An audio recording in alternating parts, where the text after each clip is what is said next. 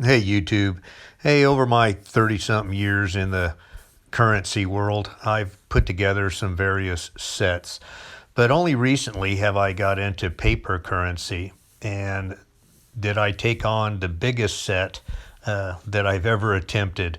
And so I've had some learnings, and I've had a couple people ask me some questions in regards to walking you through the process when you're trying to build a set.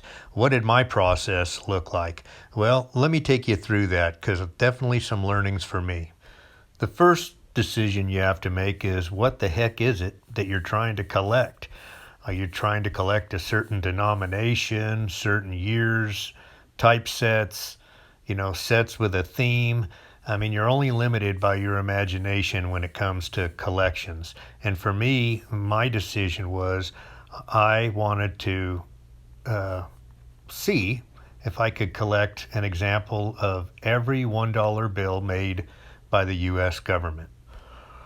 Once I made that decision, I did some research and went online and started trying to find the answer to some questions like how many different series of $1 bills were there? How far back was it for the first one? What are the price ranges of these type of bills? Is it even something that's a possibility for me to accomplish? So research is the first part, and once I determined how many notes there were, and I realized that part at least appeared somewhat doable as far as the number of notes, then it was going to be the price of notes. So to start figuring out what these notes go for, this is the process I went through. I know from my previous coin collecting experiences that PCGS and NGC were the primary coin grading services. But in currency, I found that the two leading agencies are PCGS and PMG, and PMG is just another branch of NGC, except PMG is their paper money grading side of their house. Both of these sites have sections that you can go on and find out how the pricing of these different items are, and it also shows the prices if they've been on an upward or downward trend. But for anyone that's familiar with these coin dealerships, you know that the numbers there are typically off. But I do love those sites for great educational information can be found on those websites. And especially if you're new to the topic, like for me, paper currency, I'm certainly new to it. So I learned a lot just reading on their websites.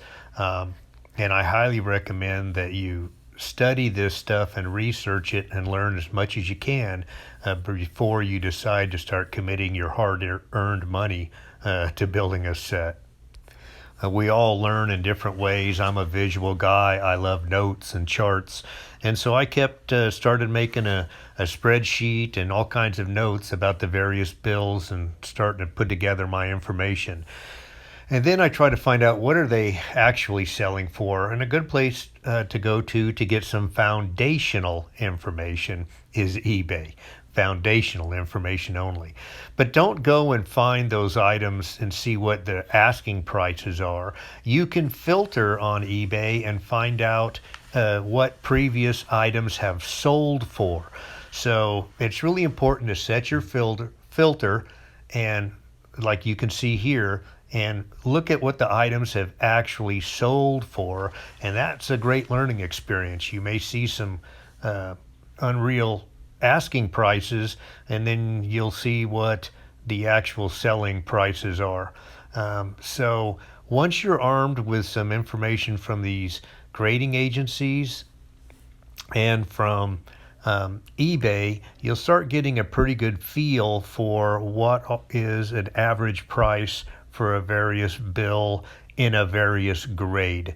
And at that point, you're gonna start understanding what's the reality in regards to each particular bill. What grade can you afford? So once you've determined what type of set you want to build, and once you determine what grade of the various items you can afford, that's when you want to start going and looking on the various auction houses, because that is where I recommend buying. I get information from eBay, but I rarely buy from eBay. That is one of the worst places to get a good deal on any numismatic item. There are several great auction houses out there that are very reputable. Stacks and Bauer, the Collector's Corner, Heritage, Great Collections. Those are all places that I have participated in. And a matter of fact, I put bids on items all the time. I rarely win one, but I put bids on all the time because I know what the value of particular things are because I research them, and then I'll put in bids where every once in a while you'll get lucky. It's a slow, or something's going on in the world, and like the pandemic, for instance, and sometimes that will impact an auction and give you an opportunity to pick up something at a good price. Not very often, but on occasion it will. Most all of these auction houses have a few things in common. Number one, to have full access to the website, you'll need to register. And part of the registration that will allow you to bid is you're going to have to give a credit card number on there, so just be advised. Secondly, you can, each of these places, they will have like a watch list that you can mark the items you're interested in and build your own watch list.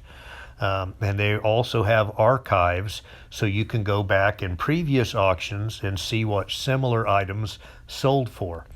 Another important thing to know about auction houses is most of them have a buyer's fee, and they range on items. Anywhere between 8 to 15% at most of these places. So you have to calculate that in with your bid.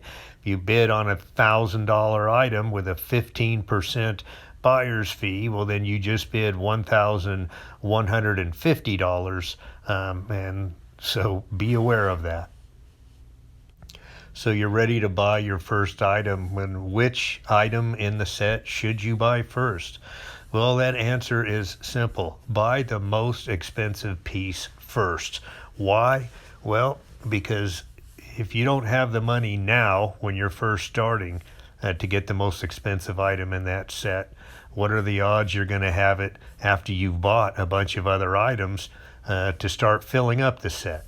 So, and that's why a lot of people start sets and they never finish it, is for that exact reason, because they deplete their monies, and then the only thing left is that key date coin or bill, and you can't afford it. So go for the most expensive one first, and with that in mind, obviously it's super important to research and understand what is a good deal or not, unless you just were born with a silver spoon in your mouth and it doesn't matter. But for most of us watching this video, price matters. Another thing I've learned, or I should say I knew, but has been re-verified or confirmed to me, and that is the expression, buy the coin, not the slab. And by that, what collectors mean is, and whatever, you pick the number, an MS63, not all MS63s are equal. There are some with much better eye appeal than the others, and that goes for every grade. I have seen some 30 graded currencies that have much better eye appeal than a 50, because the grading consists of a lot of things, not just eye appeal. So don't think that a lower grade necessarily means an ugly bill. For me personally, I wanted all my examples to be free from folds or stains or tears. I did not want, I wanted bills with good eye appeal. And for some of these bills, I found that the going prices would allow me to purchase them at very high grades, and I found that some of them there was no way I could afford an extremely high grade. Some of them I had to buy in a low grade. So, well, like I said, just because it's a low grade, shop, shop, shop, and find a good looking, what meets, what will satisfy you.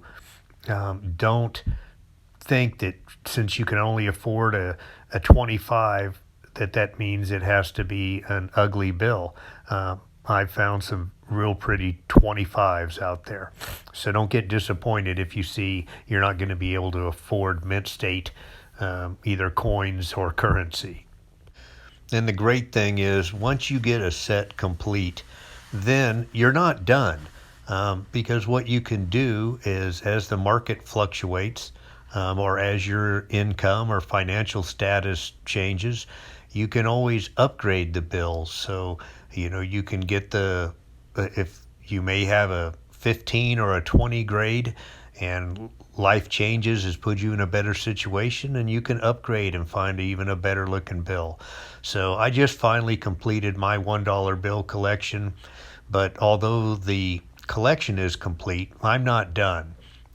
So now I'll be trying to see if I can possibly sell some of these for more money than I made on them, and then use that money to get even better quality bills. So it's all part of the game. It's just like buying and selling silver that I've done for decades. And I've made some money because I've made some money doing this because I've never overextended myself. I've always got a reserve of cash. I've always got a reserve in my savings account, and I don't overextend, so I've never been forced to sell. And when you're forced to sell, that increases the odds that you're going to be forced to sell at a loss. When you get to pick the time, that increases the odds that you're going to make money on that item. So, and for some of you, you have no desire, this isn't an investment, it's just a hobby, and that's cool too.